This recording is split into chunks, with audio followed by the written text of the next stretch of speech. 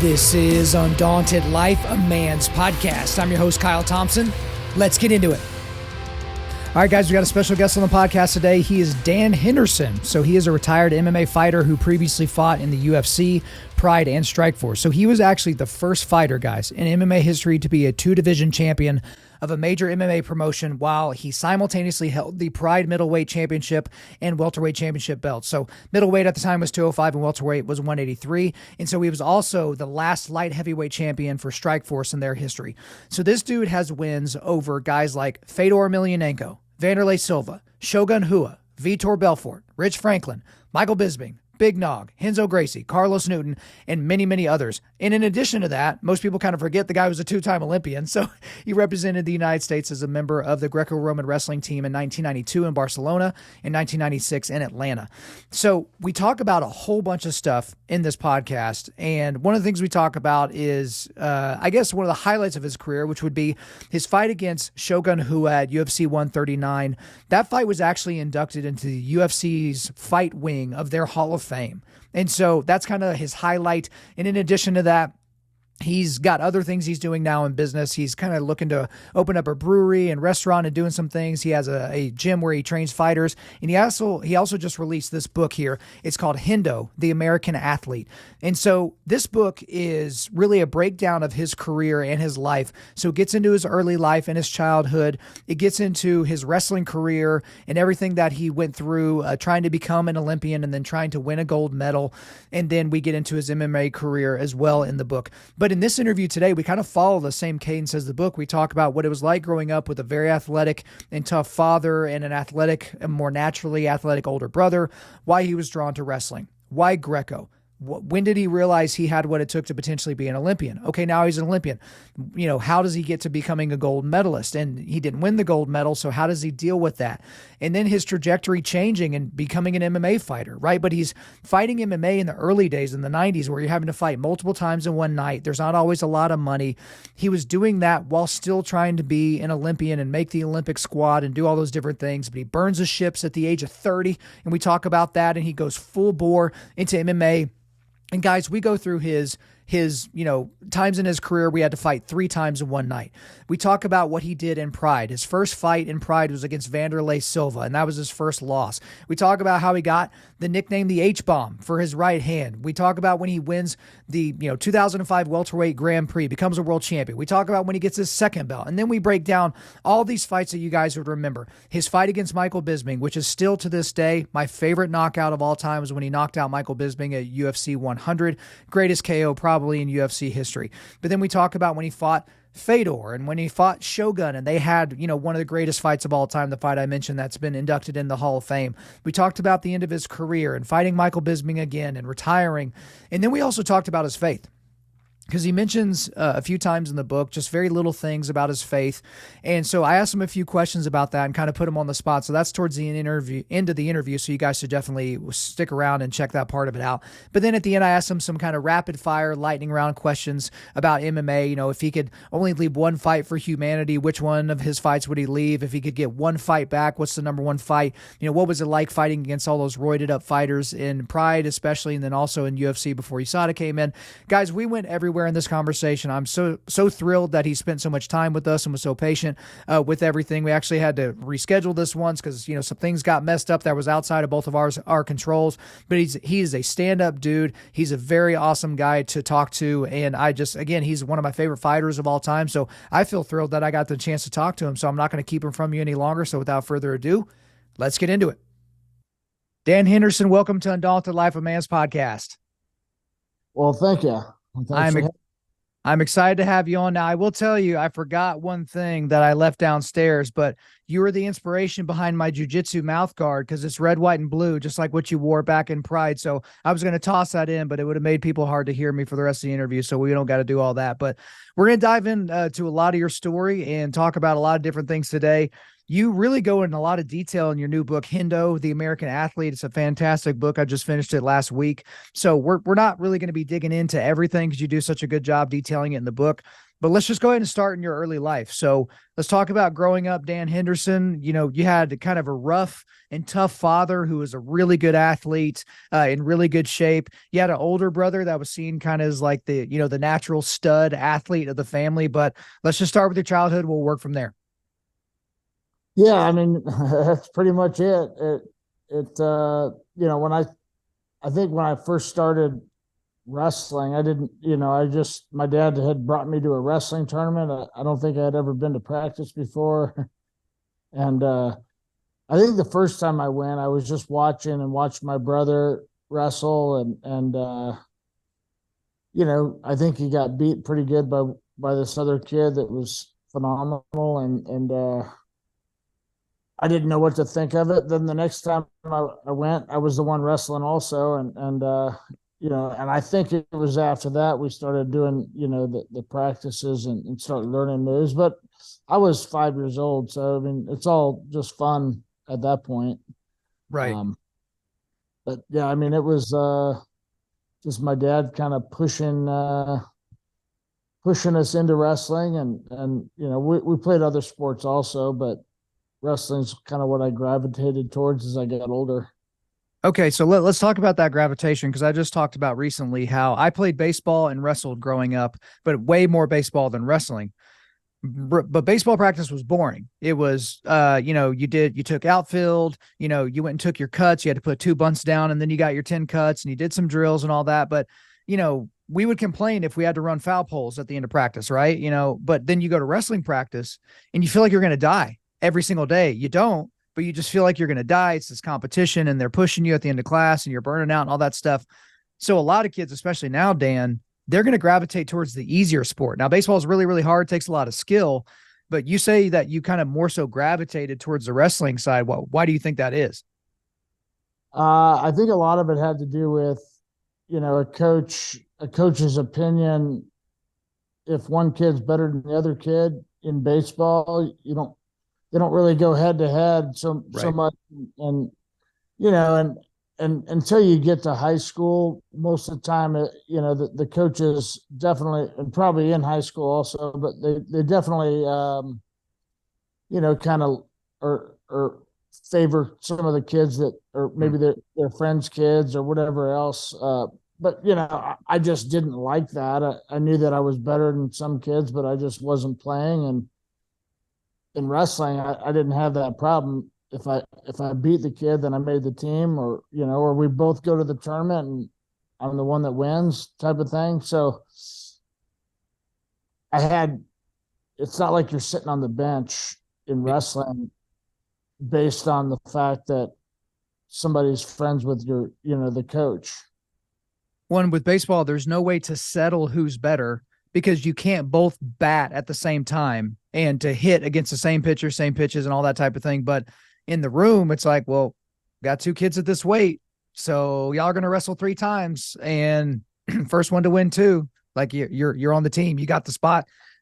And so growing up in Oklahoma, you obviously are familiar, and you get a lot of that. Now, there's a very interesting quote from your book that I think kind of leads into this discussion about everything, but it's this quote here. Let's just say if it wasn't for my dad and Bob, Dan Henderson wouldn't be who he is today. So the Bob that you're referring to in your book, and you talk a whole lot about him in the book, so we'll just be brief with him today. You're talking about Bob Anderson. So Yes. tell us about Bob, and tell us about why the combo of Mr. Henderson and Bob Anderson kind of led to you going on the pathway that you did. Bob was just one of those guys, kind of an old school coach that, made you grind in practice, made you do a lot of extra work, and would sit down before practice or in between practices on Sunday, and give a little mini sermon, right in the wrestling room for us. And then we'd, go and eat lunch and go have another practice. When I was growing up, when I first met Bob, it was, we used to go to wrestling tournaments every weekend for the kids, the kind of local wrestling tournaments. And you wrestle the same kids almost every week. And Bob had an idea to invite all the best kids to to a training camp every weekend, Friday to Sunday. And he had it at Camp Pendleton. Parents would drop their kids off on a Friday afternoon, pick them up Sunday night, and I think it was like $9. Oh, And wow. it included meals and everything else. Cause we stayed, in like the old school Quonset hut barracks and ran to Chow Hall and did all that. So it was kind of fun as a kid to do that. But I mean, we're practicing 3-4 times a day. We had 2 practices on Friday night and probably 4 on Saturday, 3 on Sunday. Every weekend we would do that. So we'd wrestle with the best kids in the area nonstop, and not just 1 or 2 matches, but 10 practices in a weekend. When, I mean, you hear about that now, Dan, but when you were doing it, like the specialization stuff was kind of rare, because now you have parents that are like, okay, my kid's 6, so we have to pick his sport. Okay, you're going to be a golfer. You're going to be a baseball player. You're going to be a basketball player. And then you basically force them to do that only thing. That's what I liked, reading in your story, or reading in your memoir about, okay, you were playing all these other sports. And it's interesting because I try to explain to people how some people have the natural ability to strike. Obviously they have to learn how to strike, but they have a natural ability, and it typically comes from your ability to throw. And so you talk about playing third base and being able to throw, and I played outfield and you had a pretty good arm. And so then you have these guys that only wrestle their entire life and they have no transferable athletic skills because they didn't play anything else. And so they can't shoot a basketball, they can't hit a baseball and all that, but you kind of had that well-roundedness. But for you, it was a very interesting thing because you weren't just good at wrestling, you were elite at wrestling. And we're talking about not just the country, but the world. And so at some point, I don't know whether it was you that realized it or whether it was your dad or Bob or some combination of the 3 of you or other people. It's like, you potentially have what it takes to be an Olympian someday. And so take me down the road. And again, you talk about it a lot in the book, so we're not going to get into all the detail. You got to pick up the new book, Hendo. But take us through the pathway. Like, when do you figure out like, oh, I could actually maybe do this wrestling thing, and then start working your way towards doing that? Yeah, I don't know. Like I said, every weekend we were down there, unless we were going to a big wrestling tournament.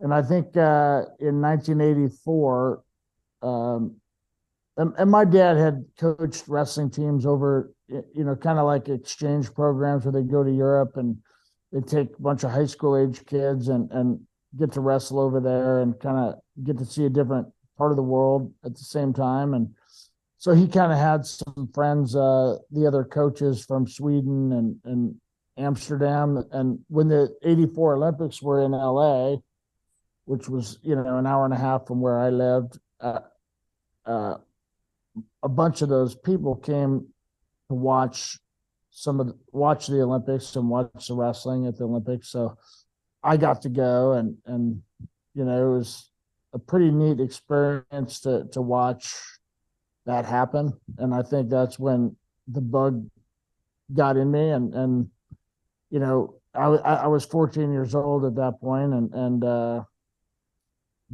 very next Olympic trials, I tried to make the team and got my ass beat pretty bad. I made it to the kind of the final Olympic trials, but got smoked pretty bad. I think I got teched twice and was done. So within that after that Olympic trials in 1988, which is the year I graduated high school, I went to college and wrestled at Cal State Fullerton, but at the same time I started going over to Russia to train, and then had an opportunity to drop out after 2 years of college, drop out and try to make the 92 Olympic team. And go and wrestle in Europe most of the time, and a lot of trips to Russia. So that's pretty much, we had, my coach Bob had gotten a sponsor, and we went over. I dropped out of school and went over and wrestled in Europe for probably 6 months out of the year. I was gone wrestling, and made the Olympic team the very next Olympics. Well, and that's one of my favorite parts of the book, is where you detail what you had to go through in the different tournaments and what you had to go through in the trials, and then also detailing how you performed at the games because you're a two-time Olympian, and you break down each match. It's not, like a volume of how you break down the match, but you do kind of break down each match and kind of where you were at mentally. But obviously you had the goal of standing at the top of the podium and hearing the national anthem with the gold medal around your neck, and that just never happened for you. But I mean, being an Olympic wrestler for the United States wrestling team with Greco-Roman and representing the United States was a huge deal, regardless. But how do you, I don't know, how do I guess do you balance that, life's goal of wanting to win the gold medal and not attaining it, but also being one of the very, very few people to ever do what you've done and to make two Olympic teams back to back?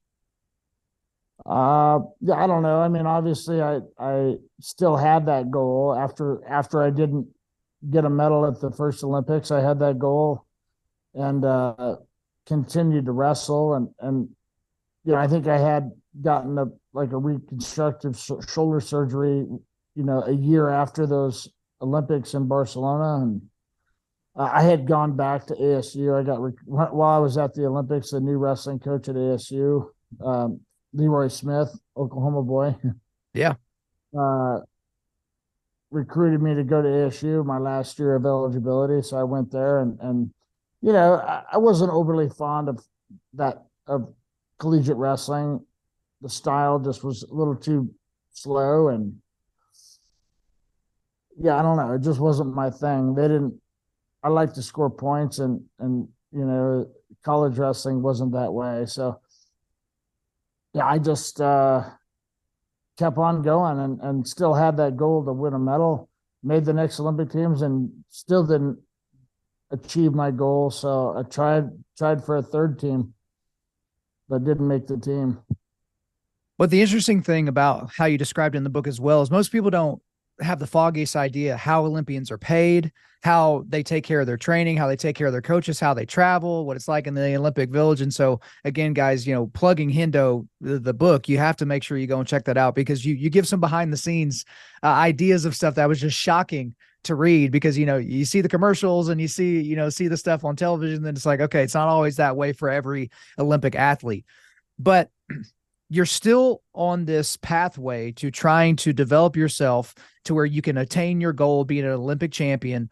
And along the way, the trajectory of your life kind of took a turn, and it really got adjusted in May of 1997 when we get a call from your good buddy and fellow MMA legend, Randy Couture. And he says, "Hey, Dan, I got a call from this fight promoter down in Brazil. They're looking for another fighter at 175.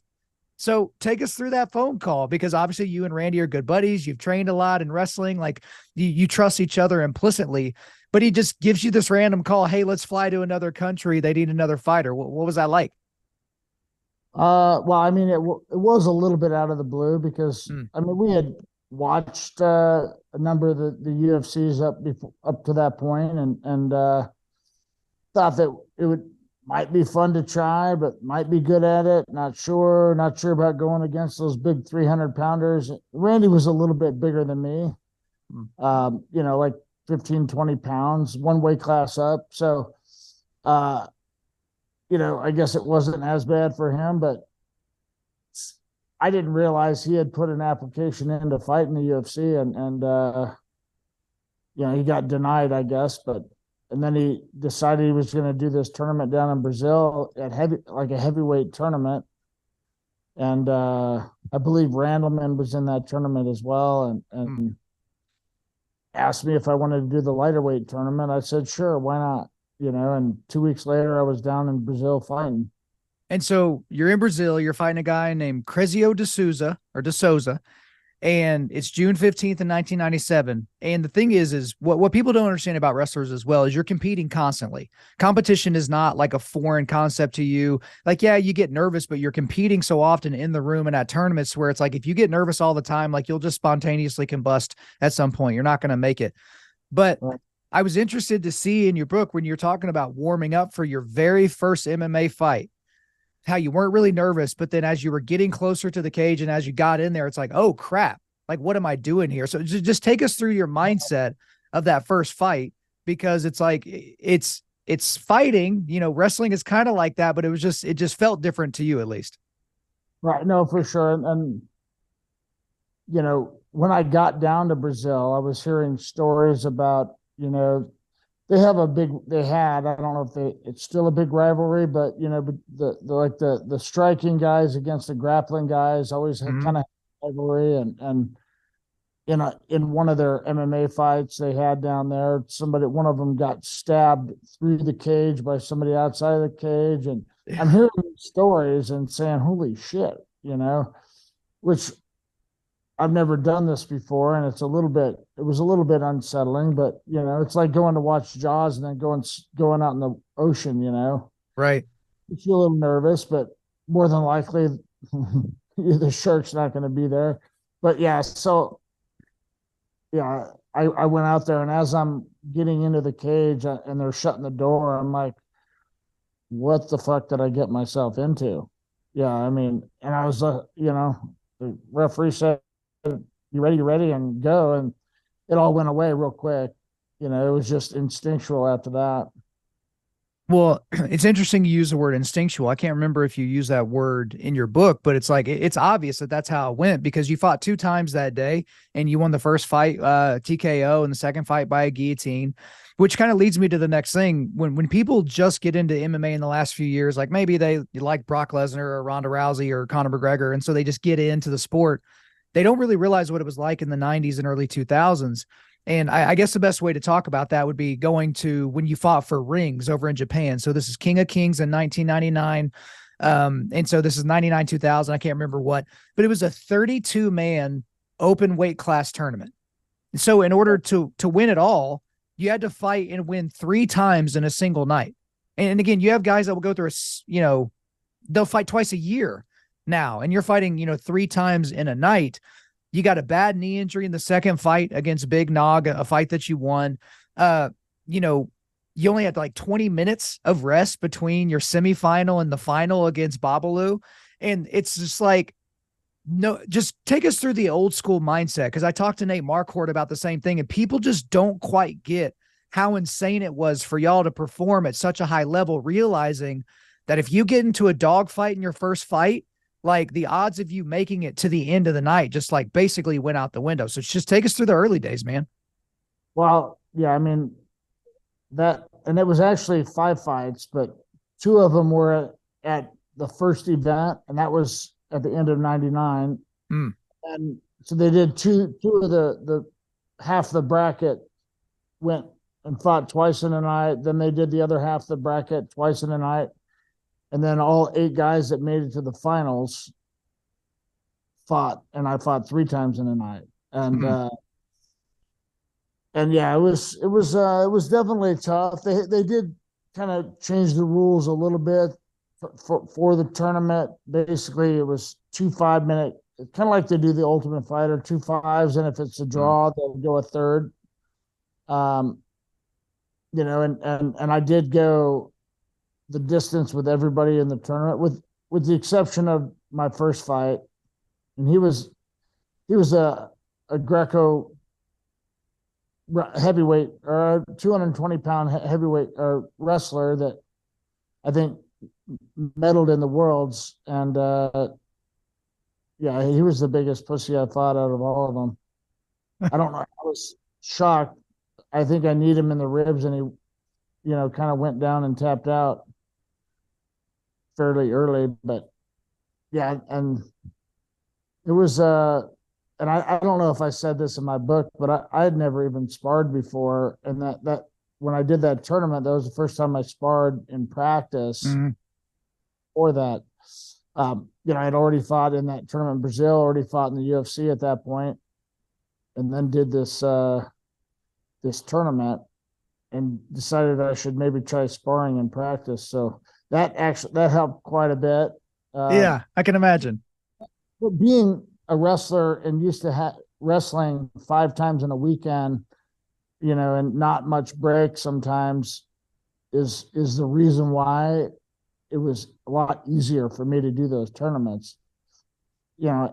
As my career and as I got older, there's no way I wanted to do tournaments just because, you know, the competition's a little bit steeper and guys are better, and I was getting older. So those recovery was huge in those tournaments. And yeah, I tore my knee up in the second fight that night and had to reach deep to go out there 20 minutes later to fight Babalu. Yeah, it was just an insane, just looking at the names that you took on even early in your career, it's just crazy. But at the time, people also don't understand this. Like, there weren't MMA gyms back then. So it's not a complete shock that you never hit pads or sparred or did a whole lot before you got in there to fight, because no one really knew what to do. In order to be an MMA fighter, you had to go train at a boxing gym and then drive across town to a wrestling gym and then go to a jiu-jitsu school and take a private lesson and something like that. But you and Randy were actually, I don't know if y'all were the first, you're one of the first to kind of create your own team. And so that was Team Quest. So the legendary Team Quest, there's a lot of names out there. Chael Sonnen's another guy that was there with you guys. So what was that like, trying to start a gym where it's like, okay, we're not just going to be the gym that does this one discipline really well, but we're going to try to do it all so we can train for these fights? Well, I mean, the sport kind of dictated that. I mean, it wasn't just one aspect of fighting. It was everything, every martial art kind of combined. So we had guys that did a lot of grappling, did a lot of striking, and we kind of would bring them in and practice all together, and we'd all be learning, the same things. But Randy and I were really good at using our wrestling and figuring out how to make our wrestling work for everything else. So, and yeah, it would have been a lot easier had the sport been around and there was coaches that actually went through this and already knew what was good for wrestling, what wasn't, and in MMA and yeah, it was definitely a process, but it was real fun to learn after years of wrestling Greco. And Greco, it's even more limited than freestyle.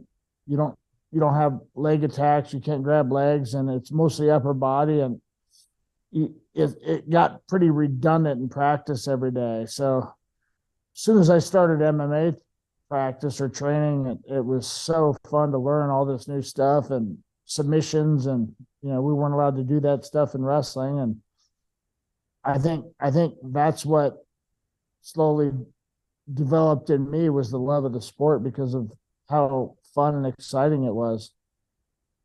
And so at some point you make the decision, I think you were 30, where you're like, okay, I'm going to do this MMA thing full time. You're not going to pursue the Olympic dream anymore. You're not going to go back to school. I think you're talking about going to chiropractic school or something like that, starting your own business, that type of thing. You burn the ships. And in the year 2000, you signed with Pride. And so I have this habit of when I'm on the back porch smoking a cigar and having a whiskey, I'll just turn on old Pride fights because it's just like, it kind of takes me back to those early days and that 10-minute first round or whatever. But at the time that you signed, it was the biggest MMA promotion in the world. You had previously fought in the UFC at UFC 17, but the UFC was kind of struggling at the time. No one really knew that it would survive, much less become this, global hegemon that it is now. But you're undefeated. You're 9-0. You already beat, Big Nog, Carlos Newton, and some other guys. And they asked you to fight some dude named Wanderlei Silva. And you see him, in the pre-fight stuff, and he's tatted up and he's obviously juiced to the gills. And like, he looks like a fighter. He looks like a dude that'll kill you in a parking lot. And you go through this fight, you lead up to this fight, and you actually lose the decision. And this is the first loss of your MMA career. So take me through that, signing, going to fight in Japan again, fighting against this guy that everybody's terrified of, but then you do go in there and you just don't get your hand raised. Yeah, actually, when they first contacted me, they wanted me to fight Vitor. Right. And he got hurt or pulled out. And it wasn't like had that long of a notice. I think I knew about 3 weeks before that I was going to fight there. And, and then I think I was at a wrestling tournament in France and got word that my opponent changed to Wanderlei and said, okay, I didn't really know anything about him, but whatever, it's fine.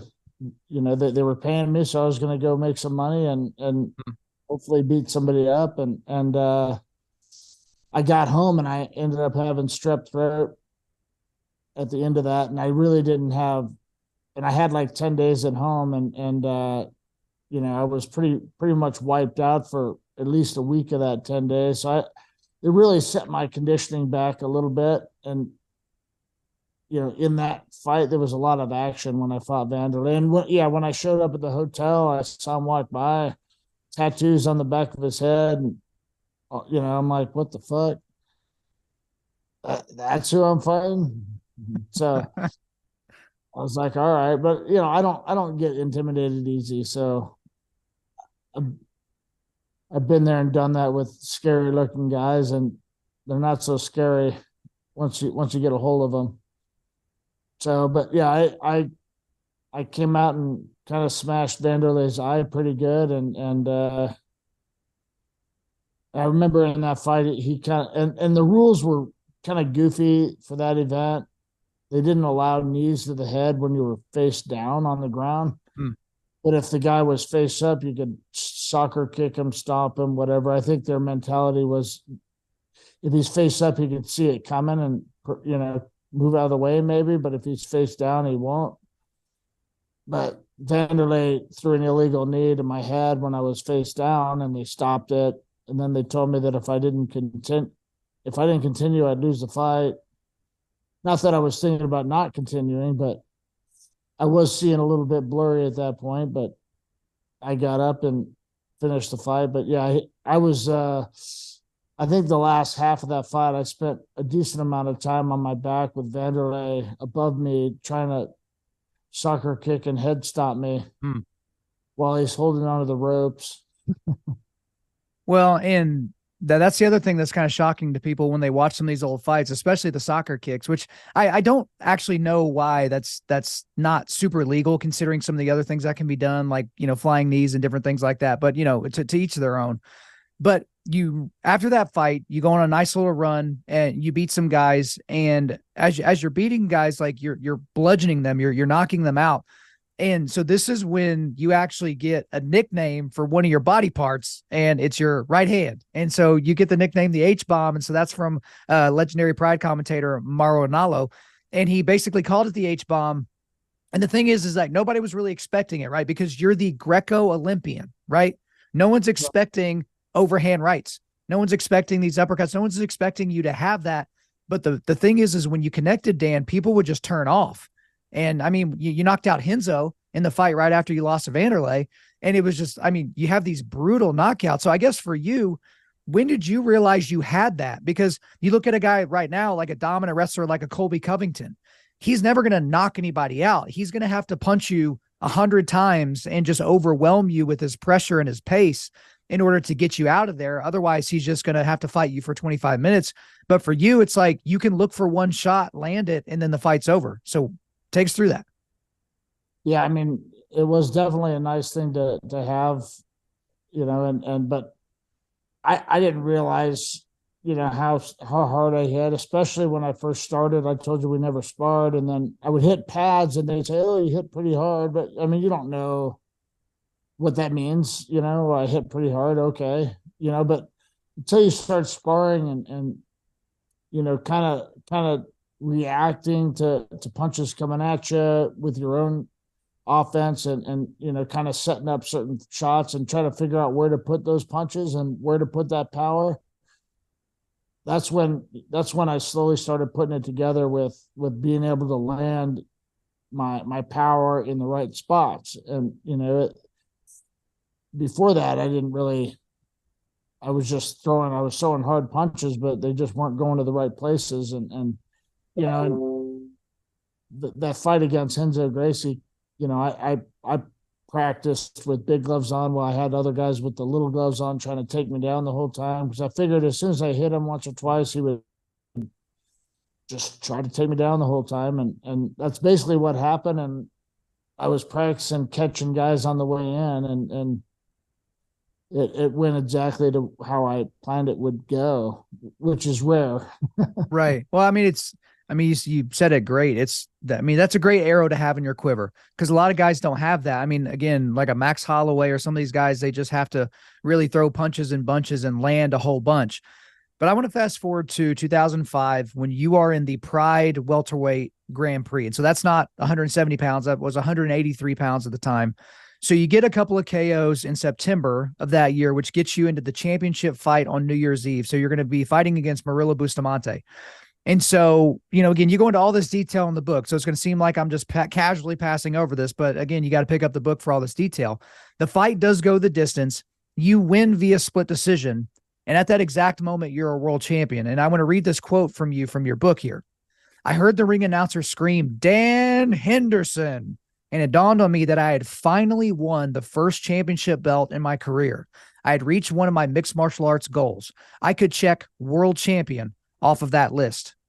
So, Hendo, what was it like becoming a world champ for the first time? Well, it was it was a little definitely surreal and a little bit unbelievable, but I was obviously happy to have that opportunity, but it was I was definitely happy about it for sure, and I don't I think it showed a little bit when I was there, but yeah, I was pretty happy to say the least. It was you work so hard for something and dedicate a good part of your life to trying to be the best, and you finally get there. It's definitely one of those take a big deep breath and relax for a moment, moments, so yeah, I couldn't, I don't even know how to put it into words. It was just awesome. I mean, I talk to guys that will win a gold medal at a local jiu-jitsu tournament, and they get a little taste of that. They put in all this work, and maybe it's their white belt tournament. They've been training for a year and a half, and they get a little taste of that. And, there's certain fights in a fighter's career that are just those seminal moments. And there was a very unique quote from your book where you say this: February 24th of 2007 was the date of my redemption. So what you're referring to is your rematch against Wanderlei Silva. So this is actually, because you kept not quite being able to get the rematch booked. It didn't quite make sense all the way, but here we are. It's 2007. And Pride has booked you, but this is a chance for you to win your second title. Okay. So you're the welterweight champion, but then you could have been the middleweight champion, which at the time was 205 pounds now, which is light heavyweight. So I'm not going to ruin it for anybody, because I've been kind of ruining it throughout this interview by telling people what happened before you get a chance to say what happened. So it's February 24th of 2007. You're fighting Wanderlei Silva for a chance at a second title. What the heck happened, Dan?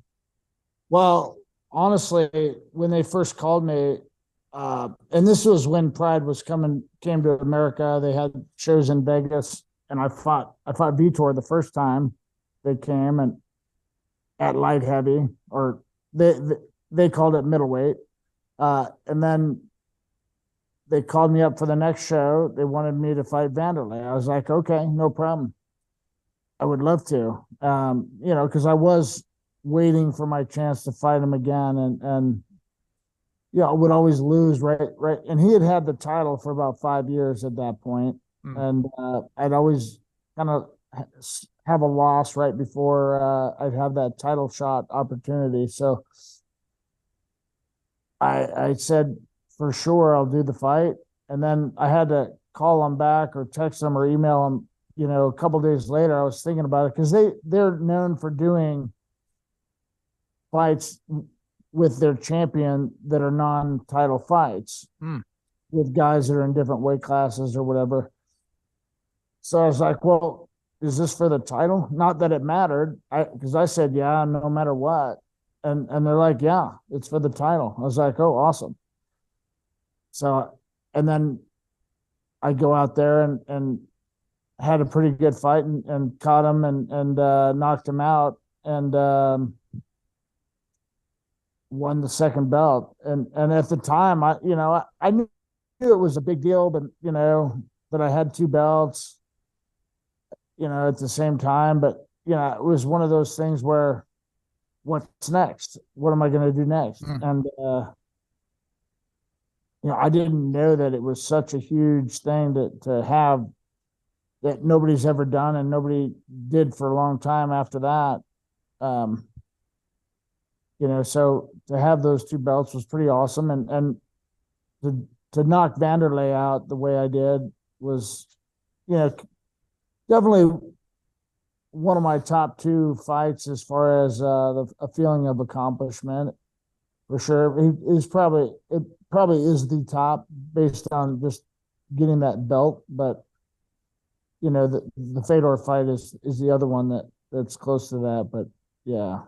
Well, we're going to talk about Fedor certainly here in a second, but it's a fantastic fight with you and Wanderlei. You guys should definitely go and check it out. It was wild at different points, but you didn't really have to wait long for the next step, because the next step came the very next month in March of 2007, because after you defeated Wanderlei to get your second belt, the UFC bought out Pride. It was a shock to most people. And here you are, you're back in the UFC. Your first couple of fights were against Rampage and Anderson Silva, and you lost those. Then you fought Paul Harris and you beat him. And then you got a call from UFC President Dana White to see if you would be interested in this little TV show they had at the time called The Ultimate Fighter opposite Michael Bisping. So essentially what it would be the United States versus the UK, with Bisping coaching Team UK, and it would either be you or Rich Franklin coaching Team USA. And so whoever won the fight between you and Rich would end up being the coach. You end up beating Rich Franklin on January 17th of 2009. So you earned the spot to be the coach. So you and Bisping were the coaches for your teams during the season. And then, if you know about the Ultimate Fighter, basically the coaches will fight each other sometime after the season is over. So you ended up fighting Michael Bisping at UFC 100, still one of the biggest pay-per-view and one of the most watched fight cards of all time. That was in July of 2009. And we'll get to the fight. Don't worry, because it's one of my favorite moments in the history of anything ever. Okay. So we'll certainly get to the fight, but I want to talk about the build up to the fight, because a lot of people don't realize how different people are when the microphones are on versus how they are behind the scenes. But it seems like Michael Bisping is just as douchebaggy in person and when the cameras are on and as when the cameras are off. So just take us through this experience of you being around Michael Bisping all the time, watching how he handles his fighters and how he handles himself and his business, watching how you handle yours. And then, we'll make our way to UFC 100 after that. Well, I didn't really know him very well before that. I think when I fought Rampage in England, Michael Bisping was on the card against Matt Hamill. Yeah. Matt Hamill took him down and controlled him almost the whole fight, and I thought beat him up quite a bit, and Michael Bisping won the fight by decision. And in the press conference, this is the first time I've ever met and seen and been around him. The British media is asking him if he thought that he won the fight, and he threatened two different media guys to go take him out in the parking lot and beat him up, cussed at him. And I'm like, what the fuck, dude? I mean, that's not how you represent the sport. That's so, yeah, threatening to fight a non-fighter. Like, what's that about? Because they didn't agree with the judge's decision, which very few people did. But anyway, that was my first experience with him. And then I'm coaching the Ultimate Fighter against him, and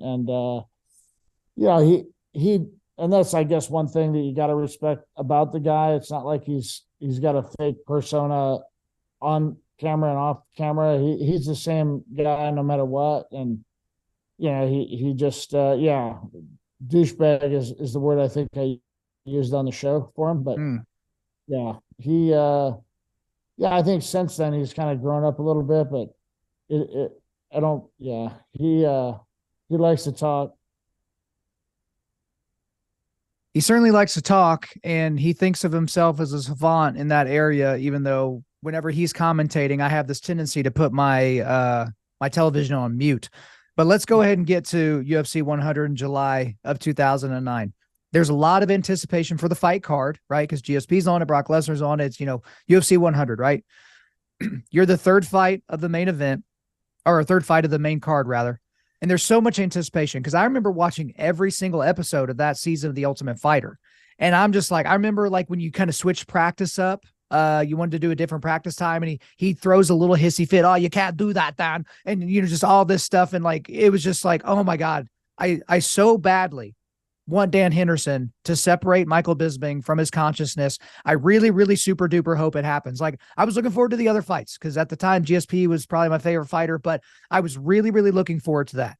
So, well, let's just talk about the fight a little bit. You get into round one, you can see kind of how his movement's going. You get close on a few things. You're smiling at him. I think he shot a takedown at the end of round one, which was hilarious, considering the two different backgrounds on your wrestling.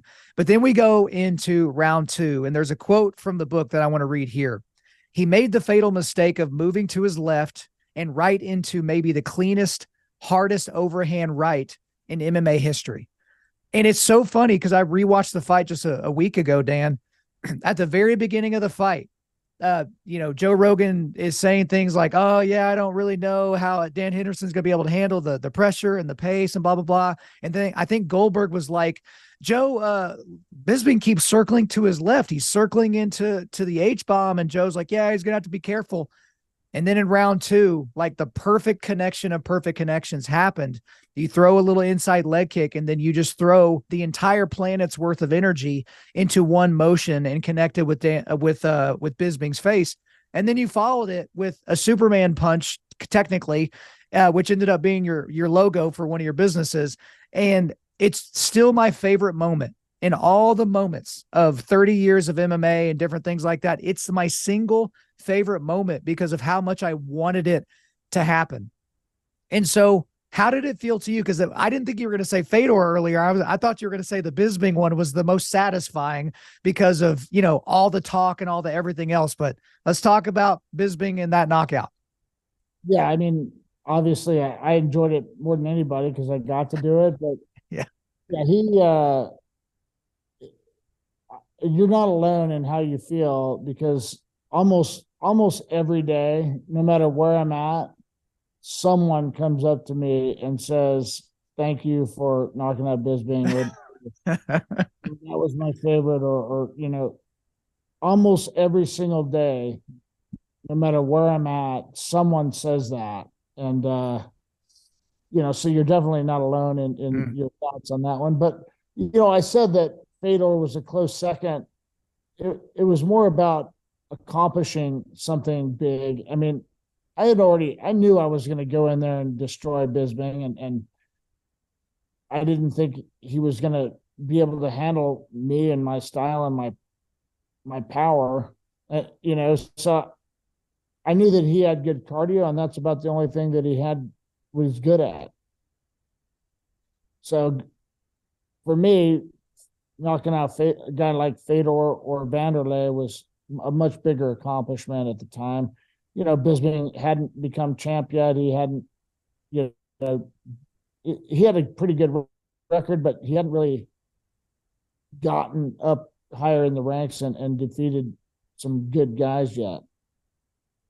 And it was just such a great fight because of the buildup, because of that, how the way that it ended. And at the time, it's like, oh my gosh, your rocket in the UFC is going to shoot to the moon. But then you kind of take a hard left turn because after that fight, you actually left the UFC to go to Strikeforce, which was another MMA promotion headed up by Scott Coker at the time. And he's the same promoter at Bellator, which actually just recently got acquired by PFL. And on your third fight in Strikeforce, you actually won another world championship. You won the light heavyweight championship when you knocked out Cavalcante. And then your next fight after that was against one of the most feared and legendary MMA fighters of all time, which you've already mentioned, Fedor Emelianenko. And it's a shock that y'all never fought in Pride, considering like all the different guys you fought, like in common and different things like that. So I know different weight classes and all that, it would have been kind of crazy, but the Japanese always love, mushing these different matchups together that, the crowd will find interesting. And there's all this fear surrounding him. And he's literally just a legend. He's one of those guys that if you just looked at him with the shirt off, you wouldn't be terrified of him. But then you watch him fight and it's like, oh my gosh, that's a gorilla in there.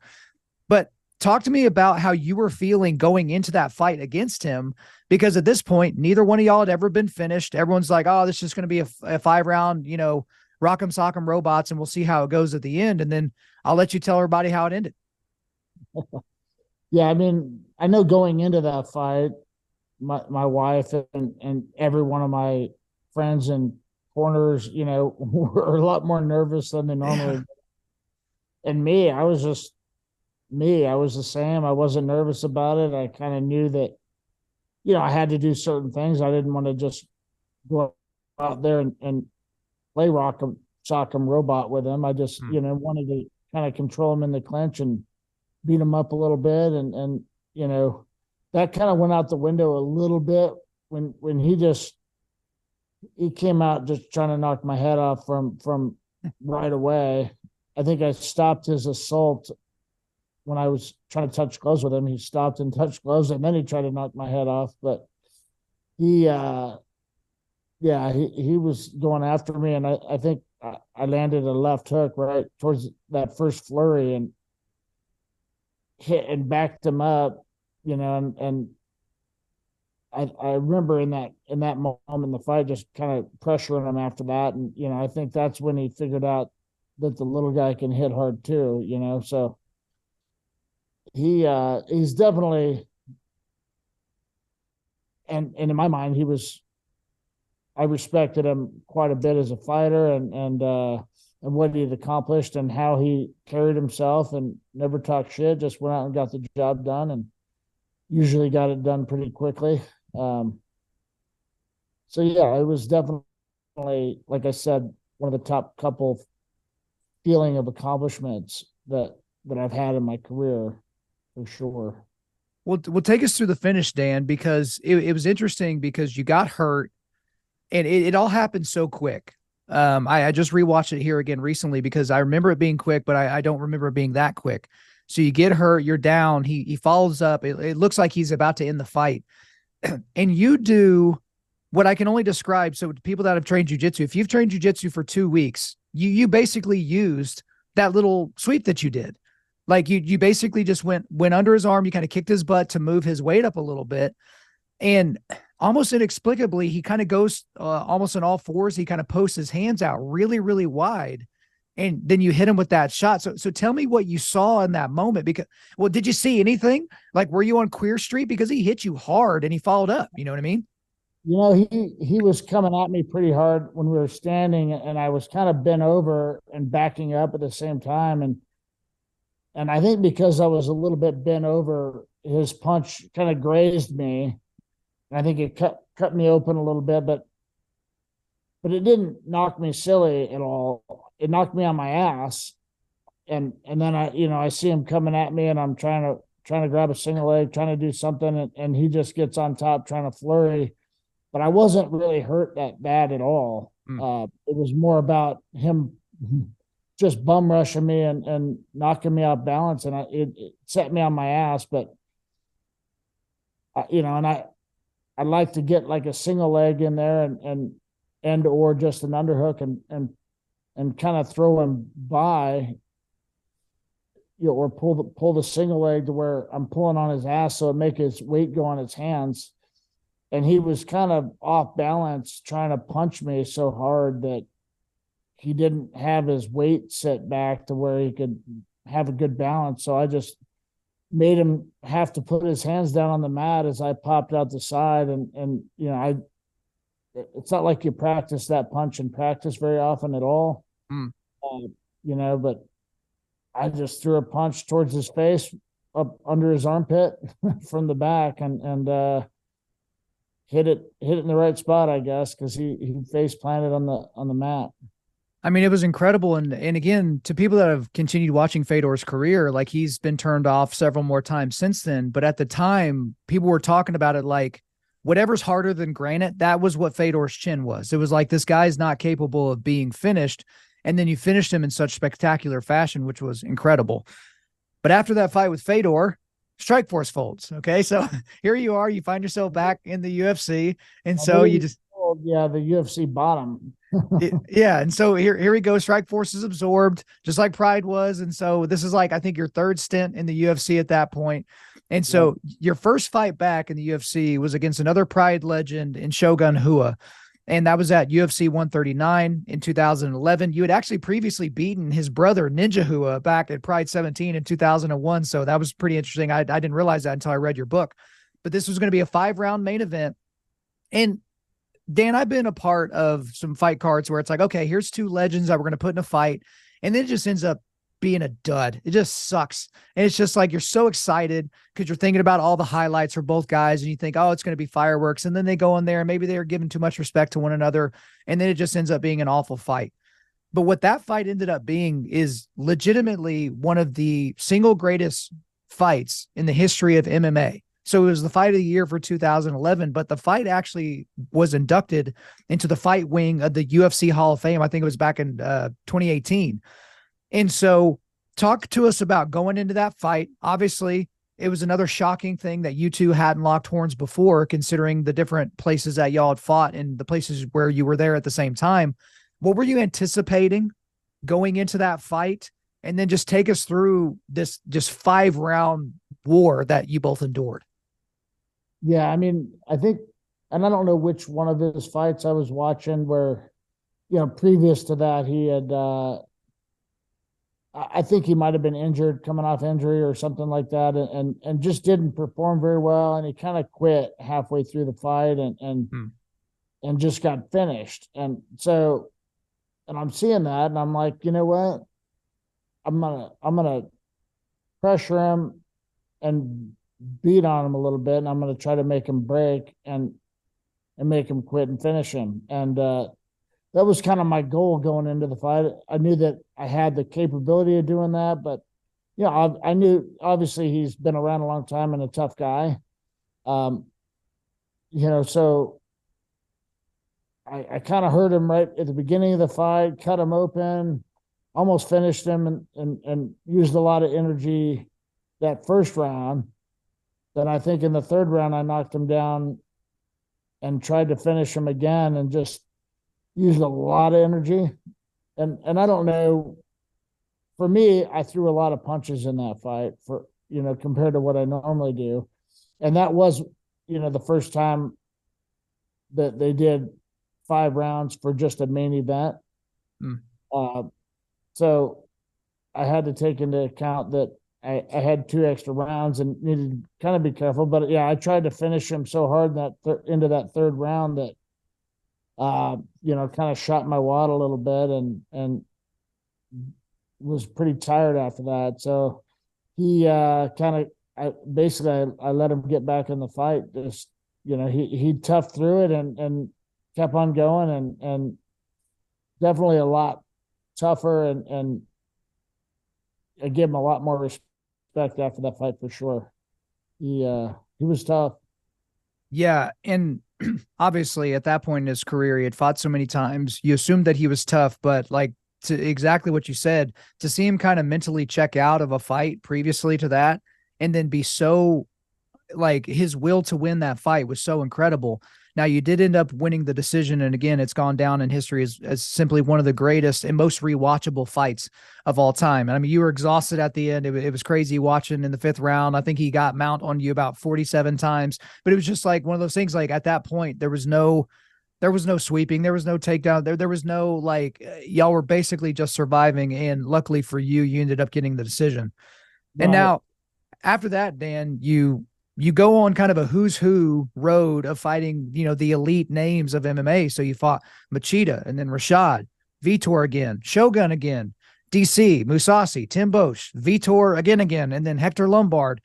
And it was at this time that after the Hector Lombard fight, because it wasn't going your way, that last fight for a long time, and then you hit him with the most inexplicable elbow strike of all time. Kind of like, it's like if you were to get mad at a wall and like hit it with an elbow or something like that. That's basically what you did to Hector Lombard's head. But you were thinking about calling it quits. You're well into your 40s at this point, and you're just thinking, that was probably my last fight. But then you get a call from Dana, Uncle Dana, and he asks you if you would be interested in having a second fight with your old rival, Michael Bisping. Now, it was kind of a shocking call to you because I think you were ranked 12th or 13th in the middleweight rankings at the time, and Michael Bisping had just won the championship by knocking out Luke Rockhold on short notice. And, you had lost 6 of your last 9 fights up to that point. That was after the win that you had against Shogun, the first fight. But this fight would be in Manchester, England, home turf for Bisping. It was going to be a title fight. And you knew it was going to be the last fight of your career. And so did Dana in the UFC. And so you were either going to go out on top with the UFC strap, or that was just going to be your last fight and you're going to ride off into the sunset. So talk to me about your mindset going into this fight, because there's a lot going on. Like, you're at the latter end of your career. You've already made the decision. This is your last fight. You have to freaking listen to Michael Bisping talk again. And this fight's going to be in England. And as you've established earlier in this conversation and in your book, when you're fighting an English fighter in England and you let it go to the fight cards, it doesn't typically go your way. It's kind of a shocking thing that happens. But just take us through the buildup and take us through the fight. Yeah, at that point I had already learned, and not just him, but a lot of other people, but mostly him. I learned how to just ignore almost everything they say leading up to the fight. I don't really care. What matters to me is what happens once I get there and we're in the cage together. So, obviously, he likes to try to rile people up a little bit, but yeah, I just stayed me and I was pretty excited to get the opportunity. Obviously, I knew, and the whole world probably knew that it was going to be really hard for me to do better against him than I did the previous time. I mean, that was basically like a grand slam type of fight the first time I fought him. So, I knew that obviously I was going to try to beat him again, and it would have been a perfect exit out of MMA to kind of have that belt and be a world champ again, leaving the sport. So, I was 46 years old and definitely had a little bit of, I was feeling the age a little bit as far as recovery goes. I wasn't recovering as fast. So those 5-round fights were definitely a little bit tougher. So I kind of came into that fight with the game plan of beating him up, and knocking him down, but trying to conserve some energy as well, because I know that he's got one of the better cardios out there, in MMA. So that's basically what I did, and kind of just stalked him down a little bit the first couple rounds and knocked him down both first 2 rounds. And I felt like I was just beating him up. He was touching me here and there, but never threw anything that even gave me an idea that he hit hard at all. So, it was pretty shocking to me at the end of 5 rounds that I didn't get the decision, based on the fact that I beat him up and he looked like he got beat up. So I don't know. It left a bad taste in my mouth a little bit, losing that decision, but I meant it when I was going to retire, win or lose, so it didn't really make me feel like I wanted to fight again. Winning wouldn't have made me want to fight again. That would have been the way to go out. And I was hoping for that. Well, I will say, for me, as a fan of yours at the time, and still, like, I was very disappointed in the decision. It reminded me of like when Dillashaw fought Cruz. I thought that was a bad decision. John Jones has been on the good side of a bunch of bad decisions. Gustafsson beat him in their first fight, and he didn't get the decision. Another guy, Dominic Reyes, beat him in their fight and didn't get the decision. And so there's just some of those decisions that just stick with you, to where it's just like, it's almost like, yeah, this person got robbed. And if that fight had taken place in Vegas or Sao Paulo or, Tokyo, you probably leave with the UFC belt, but it was in Manchester. And so you didn't really get the nod. But, that wraps up your career. And I really appreciate all your patience with these questions, kind of going through all this, because you do a great job detailing in the book. And again, it's another commercial for Hendo, the book, the American Athlete. And so one thing I wanted to kind of pull up as well, because you mentioned it earlier in this conversation, and you also mentioned it just briefly a couple times in the book. So you talked about Bob Anderson. You talked about his little mini sermons. There's a quote from your book. It's actually this: on Sunday mornings, Bob, who is also a Christian, would give us 30-minute messages on the Bible and talk about Jesus Christ died on the cross for our sins. And then in the last chapter of Hendo, you have a few sentences here that I'll read. I'm not really a religious guy. I don't go to church, but I still believe in God. I tend to not think about creation or give much thought to the meaning of life. I've always strived to be the best person I can be, regardless of circumstances. And that isn't because God watching me. I've done it to better myself. And so as I was reading that, Dan, I was reminded of a scripture from James, which talks about how, if you believe in God, well, great. So do the demons. The demons believe in God and they shudder. And so for you, talk to me a little bit about your faith life, because right there, you just give us a little bit of a snippet. You're not a religious guy, but people that typically say that just don't like church because, I get it. Church isn't really a place for tough guys with messed up ears. And so for you, when you think about your relationship to God or even your thoughts on Jesus of Nazareth, where do you land on all that? I mean, like I said, I don't go to church. Hardly. I've been to church a number of times, but not in a while. But I'm always trying to be the best I can be. And I think I'm always a fair guy and I think if more people live like that, and I know what, the religion is supposed to try to get people to kind of have a reason to live like that. But I mean, I don't know. I just live like that just because that's how I am. And that, I just want to be a good person. I don't, I don't like, I've been mean in the past in certain circumstances, but, I'm just pretty easygoing and love everybody, give everybody the benefit of the doubt and have patience with everybody. And a lot of my friends and my wife, everybody, tells me I got way too much patience and I'm too nice to to a lot of people. But I mean, I don't know. And again, growing up hearing a lot of these Bob talk a lot and it definitely has stuck with me and but again, I don't read the Bible. I don't go to church, but I do believe in God and I try to be a good person, but I don't think it's because of him, but you never know. But I just it's important to me to always be fair and I think I'm known for that as well. Yeah, and you mentioned, you don't spend a lot of time in scripture reading the Bible, but you're kind of aware of these stories mainly from what Bob would give you.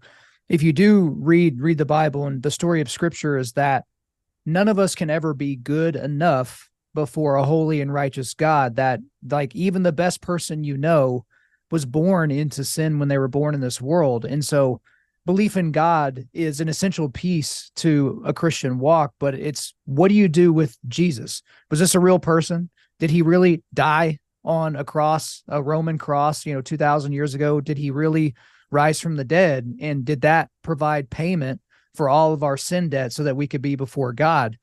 For you, is that something that you would even be curious about digging into more? Because listen, I don't want to talk about church. I don't want to talk about any of that because that gets into denominations and preferences and music and all that. I don't even care about that.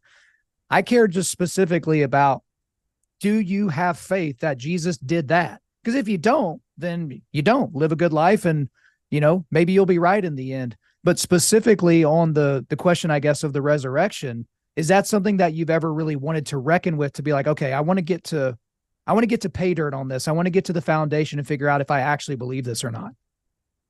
Yeah, I don't know. I mean, it's one of those things that it's probably still in my head that I'm not undecided still, kind of, I'd like to believe it, but there's been a lot of other things in history that have been written down that probably didn't happen, but typically there's always some sort of truth to start somebody to talk about it, even way back then. So yeah, I mean, I kind of lean towards believing it, but yeah, I mean, it's not something I think about that often actually, but. Gotcha. Well, this is it right in front of me like that. Yeah. I mean, I probably do believe a lot more than I don't believe, if that makes sense. Well, yeah, I did kind of throw that right in your face, didn't I? Well, that was kind of the point, I guess. But that would be my encouragement for you. Is there a lot of people, Dan, that don't think about it at all and they never want to think about it because that's just how they're wired? They hate God, even though they don't think he exists and all those types of things. But my encouragement to you and my hope for you would be that you would actually go further into realizing, hey, there's a lot of research and there's a lot that's been written down that substantiates the truth claims that we find in those gospel accounts. So that'd be my encouragement to you. Now, before we get out of here, because I know you got some important dental work that your lovely daughter needs to do, I got some rapid fire MMA questions for you. So these are more like just quick overall thoughts. Okay. So what is the number one fight that you want to have back? So if you go back in your entire career, even if it's a win, but if it's a win that you wanted to get in a more fancier way, if there's one fight that you could go back and redo, which one would it be? Well, either one of them, but probably the two fights that I lost to Vitor. Okay. Why are the ones to Vitor? Well, I think just mostly because of the reputation that he had, and he would only fight in Brazil for some reason. For some reason. Yeah, I also think that, I would have liked to have had a little bit more time from the referee to kind of recover. He definitely knocked me silly a couple times in both those second fights. He's dangerous at the beginning of fights, and it would have been, that's one that I would like to do again, either one of them. Okay, very good. Well, just real quick, you fought a lot of dudes in Pride and in the UFC that were like, their blood type was Tropicana. They were so juicy. And like in your book, you're just kind of like all shucksy about it. But for me, I'm like, I hate that because like as you talk about, you don't play fighting. Like you're not playing. This isn't baseball. This isn't, football. Like you're trying to kill the other person in a simulated manner. So how do you like reckon that? Because you lost to dudes that were juiced out of their minds when they fought you. Like, how are you okay with that? I think just being a competitor my whole life, you hear about guys doing this, you think guys are doing that. And, regardless, if they get caught, they get caught. If they don't, I guess good for them. For me, it's not something that I would feel good about doing, something illegal. I've always just grown up with my dad and Bob really just not forcing, but just instilling kind of a good sportsmanship mindset. So I wouldn't want to do that. And I was one of the first guys to kind of take advantage of the TRT exemption that the athletic commission gave. But I when I first got told that I needed it, I'm like, well, I don't want to do steroids. I'm not doing that. And they're like, no, it's not that. It's just your hormones aren't being produced enough. And so I talked to the athletic commission about it, and they're like, yeah, you absolutely can. Well, but then everybody started abusing it, and away it went. But yeah, I mean, just having that mindset of being that way. I don't even know what your question was now, but I got off track a little bit. But yeah, just being a little bit more sportsman was just how I am. No, you stayed in the pocket of the question. I mean, it's basically, and there's a reason why they have a category for Vitor's career called TRT Vitor, right? When he went on a tear, like killing everybody, it was because he, again, was juiced to the gills. All right, back to the rapid fire questions. There's a few more left. If you could have a fight against any fighter from any era, any weight class, and you're in your absolute prime, so you can go full fantasy land here. Like you could fight, Musashi, or it doesn't matter.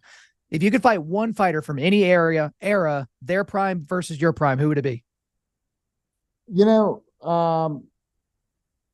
Recently, I thought it would have been, what's his face? Izzy would have been a fun fight for me to basically stalk him down. And I think I didn't have a good style for him. But, it would have been a fun one to do regardless. It would have just been a fun fight just to match up. Guys that are different like that are kind of excited me a little bit more. Yeah, that's a guy that would have had a hard time dealing with your clinch for sure. All right, couple more left. So if you could only leave one of your fights for humanity, so if all of your fights were just erased from everyone's memory, Men in Black style, and you could leave one fight behind to give the world the message, this was Dan Henderson, right? What's the one fight you would leave for humanity? Well, I mean, I told you which ones I felt like a big accomplishment of, but Yeah. I would have to say Bisping on that one. That was my hope because Dan, I'm going to send you the episode artwork after this. I was going to wait, but literally you flying with Michael Bisping laying down, ready to accept that second punch while he's already out. That is the artwork for this episode. And if I could get that painted like as a mural in my house, it literally makes me smile every time I think about that knockout. So I'm so glad. And that's that you said that. So I think that's a great place to wrap it up. I really appreciate all your time and all this, but that's all for me. Is there anything else you want to get off your chest? No, I mean, I've been enjoying retirement a little bit. I have been working on I'm putting in a brewery distillery restaurant in the building that my gym is in. So it'll be kind of an interesting and pretty unique spot. And I live in a town where there's a bunch of wineries and some breweries already. So a lot of horse ranches. So I love where I live. But yeah, I've been working on that. So I'm gonna probably start getting pretty good at learning how to brew and distill alcohol. Well, very good. Well, hey, that may give me an excuse to come out to California because I don't find a whole lot of opportunities because you live in one of the one of the fine areas of California, not the crazy areas. So that's good for you and good for your family. But Hendo, thank you so much for coming on Undaunted.Life, a man's podcast. I appreciate it. Thank you. There you go, guys. I hope you enjoyed my time with Hendo. But before we let you go, we are going to do a quick resilience boost. At Undaunted Life, our mission is equipping men to push back darkness with content that forges spiritual, mental, and physical resilience. So the main link I've got for you today is a link to where you can go and buy your copy of Hendo, the American Athlete. It really was a fantastic read. If you're a fan of MMA in general, it's a great book. But specifically, if you're a Dan Henderson fan, it's a must-have. It's a must-read. Thank you guys so much for listening to this episode. Wherever you're listening to this, please subscribe, rate, and leave us a positive 5-star review. If you want me to come speak live at your event or on your podcast, just shoot me an email to info@undaunted.life. That's info@undaunted.life. Follow us on Instagram and like us on Facebook, and check out our website for everything else, including how to donate to keep more content like this coming your way. Just go to www.undaunted.life. And also, we want to thank the band Holy Name for allowing us to use their music for our content. The music on this podcast is their song Perpetua, which is off their self-titled debut album on Face Down Records. The links are in the description. I'm your host, Kyle Thompson. Remember, keep pushing back darkness, keep forging spiritual, mental, and physical resilience, keep seeking the Lion of Judah.